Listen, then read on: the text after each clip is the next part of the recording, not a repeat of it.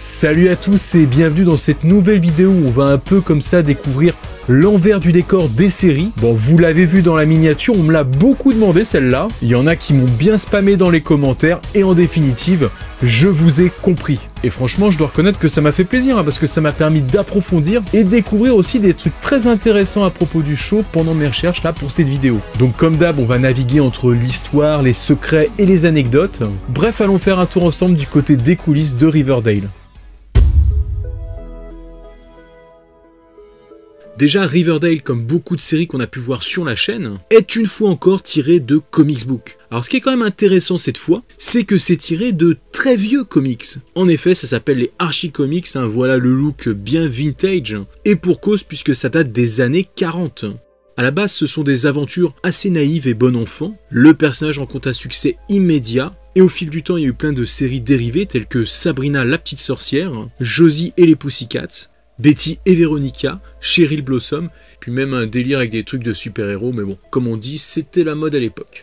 Alors comme il existe justement une série Netflix à propos du personnage de Sabrina, ça on y reviendra en fin de vidéo sur les connexions qu'il pourrait y avoir avec Riverdale. Niveau adaptation sur écran, comme ça date au fil des décennies, il y a plusieurs choses qui ont été proposées, parfois des tentatives qui ne virent jamais le jour, comme par exemple celle sur Network Fox en 2014. Il y a eu quand même déjà un film live action dans les années 90, mais bon, c'était, comment dire... Hello. New job, new look.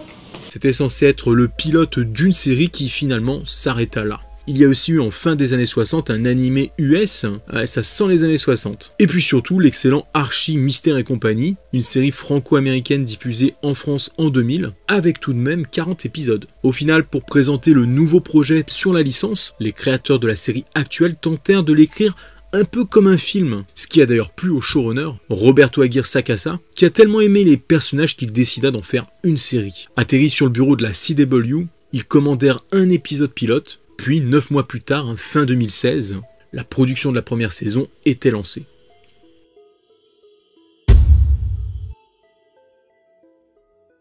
Ainsi, après un peu d'histoire, c'est clair, Riverdale c'est avant tout le personnage d'Archie Andrews, et c'est Keiji Apa qui lui prête ses traits à l'écran. Alors oui, pour ceux qui en douteraient encore, l'acteur n'est pas naturellement roux.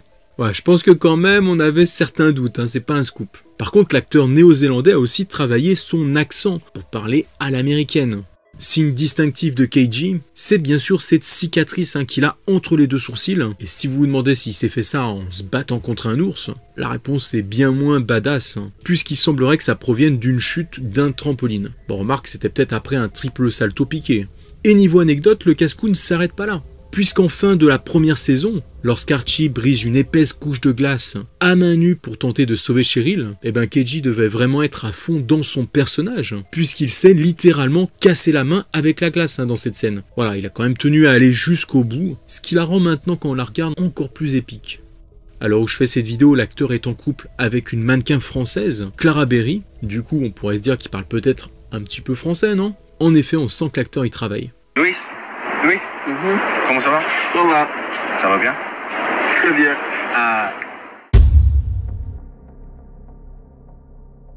Il y a énormément de choses à dire sur les personnages de la série, mais quand même faut reconnaître, niveau anecdote, Jughead c'est le haut du panier, incarné par Cole Sprouse dans Riverdale. À la base dans les comics, il ressemble à ça. De suite on peut s'interroger déjà sur un détail très caractéristique du personnage, son fameux couvre-chef en forme de couronne. Car même si c'est pas exactement le même, dans la série il en affectionne bien aussi. Déjà pour la petite histoire, dans la BD c'est pas vraiment une couronne qui est représentée, mais ça s'appelle un whoopie. C'était une sorte de chapeau populaire chez les jeunes dans les années 20, années 30, et était souvent fabriqué à partir d'un chapeau à long bord, dont les bords justement auraient été coupés en pics, puis retroussés. Voilà, merci Wiki.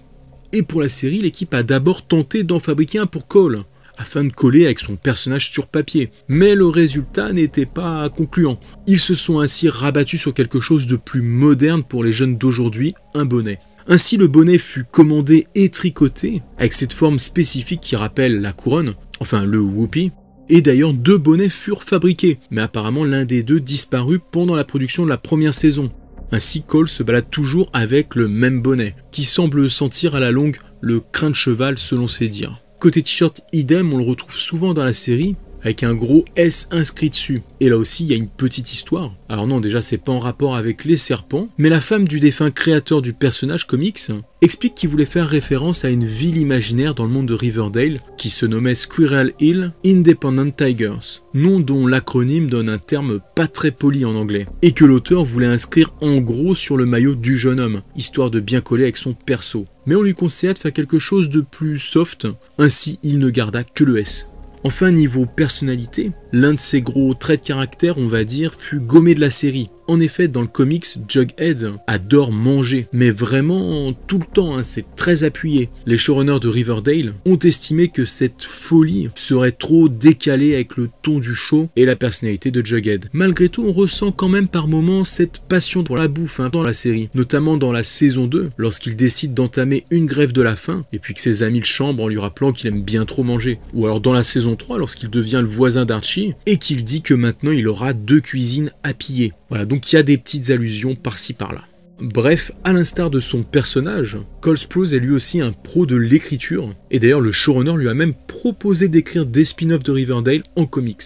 D'ailleurs au passage, l'acteur a un vrai jumeau nommé Dylan Sprouse. Et puis comme Betty et Jughead dans la série, Cole et Lily Reinhardt ont été en couple dans la vraie vie. Voilà, après, je sais pas où ils en sont aujourd'hui. Mais voilà, en tout cas, anecdote rigolote.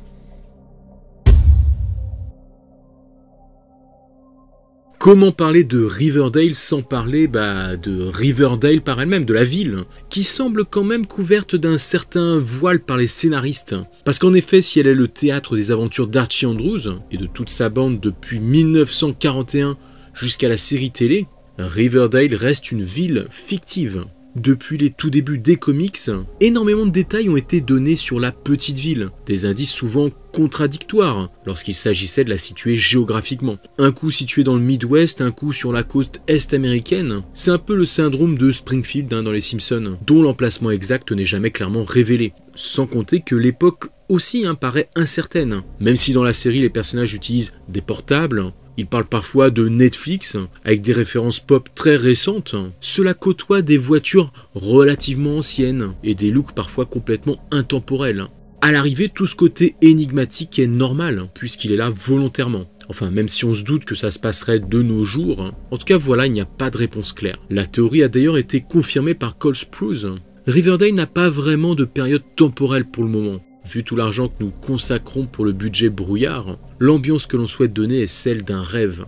Voilà, sous couvert d'humour. Je pense pas qu'il entend par là qu'on va vraiment apprendre que tout cela n'était qu'un rêve à un moment ou un autre, mais qu'on est quand même un peu dans un univers parallèle. Et d'ailleurs peut-être bien que c'est pour ça que la petite ville est si difficile à placer dans l'espace et dans le temps.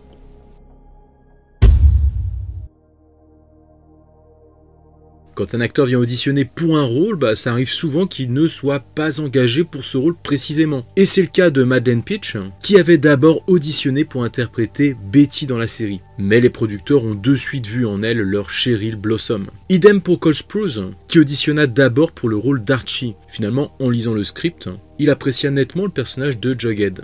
Catherine Langford, alias Anna Baker, dans 13 Reasons Why, aurait bien pu jouer dans Riverdale. En effet, Camilla Mendes se souvient avoir passé une audition pour Veronica, dans laquelle Catherine Langford interprétait Betty. Et d'ailleurs, si vous vous demandez pourquoi Charles Melton remplace Ross Butler dans le rôle de Reggie Mantle à partir de la saison 2, alors est-ce que c'est parce qu'il est parti pour jouer dans 13 Reasons Why justement? Eh bien, en effet, c'est la raison. Ça crée un conflit au niveau de son planning, et il a dû abandonner son rôle dans Riverdale. De toute façon, selon le showrunner, dès la première saison, il était peu disponible et jouait dans peu d'épisodes, ce qui empêchait finalement de développer son personnage. Ainsi, lorsque Charles reprit le rôle, on lui conseilla de faire table rase de l'interprétation de Ross pour jouer Reggie à sa façon, sans essayer de ressembler à celui de la première saison.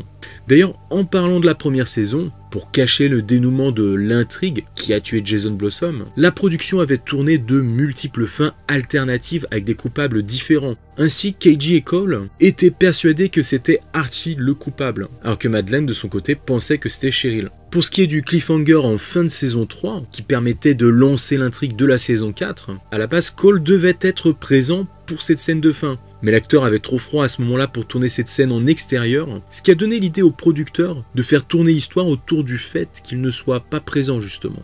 Enfin, selon Keiji Appa, le couple de Betty et Archie est tellement iconique dans les comics qu'ils devraient, selon lui, finir ensemble. Bon, à côté de ça, il dit qu'il adore le couple qu'elle forme avec Jughead, donc je pense qu'il a encore du mal à se décider.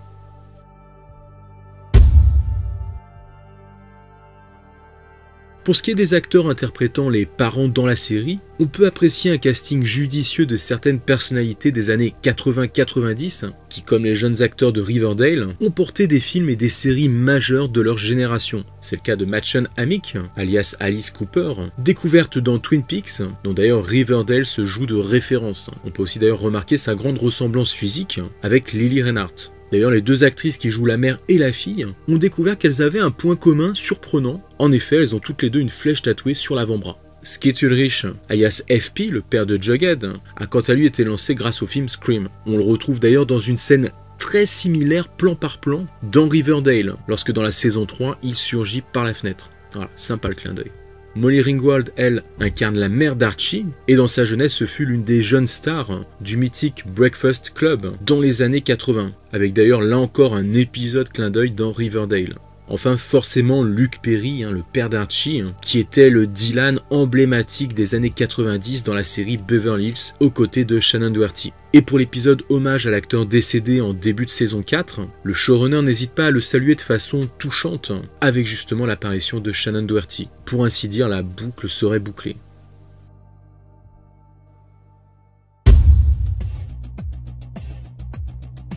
Comme je disais un peu avant, Riverdale appartient à un véritable univers partagé qui s'étend sur papier, mais ça a aussi été le cas en série. Et ce qui l'illustre le mieux, c'est la série Sabrina l'apprentie sorcière, qui appartient au même univers que Archie et sa bande, et qui a aussi connu des adaptations sur l'écran, avec une série dans les années 90, mais aussi un animé dans les années 2000. Bref, aujourd'hui, on retrouve sur Netflix, côte à côte, Riverdale et les nouvelles aventures de Sabrina, dont la saison 4 finale vient de sortir. On peut donc légitimement se demander s'ils vont pas tenter une connexion, surtout que le showrunner est le même si Riverdale n'a pas toute cette portée fantastique.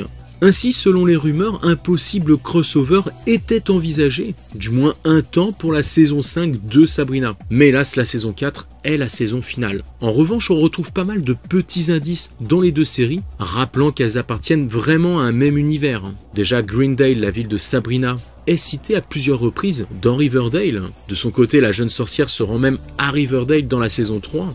Des personnages secondaires ont déjà fait des apparitions dans l'une et l'autre des deux séries. Même si leur personnage n'est jamais explicitement nommé, c'est le même acteur qui tient le rôle, il joue l'ambiguïté. Bref, on voit aussi un membre des Serpents dans la série de Sabrina, et tout un tas de petits détails de la sorte qui contribuent à nous rappeler que tout est lié d'une manière ou d'une autre. Et même si la série des nouvelles aventures de Sabrina s'achève, Kiernan Shipka, l'héroïne de Sabrina, l'a confié, elle rêve d'intégrer le casting de Riverdale en reprenant son célèbre rôle. Honnêtement, je pense que Riverdale pourrait avoir besoin d'une sorcière. Ils traversent énormément de trucs et ont besoin d'une sorte de touche un peu céleste.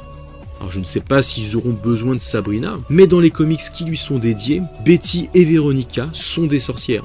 Toujours dans cet univers partagé, n'oublions pas aussi la sortie récente de la série Katie Keene, personnage introduit dans Riverdale, dont on suit ici les aventures, ainsi que celle de Josie des Pussycats.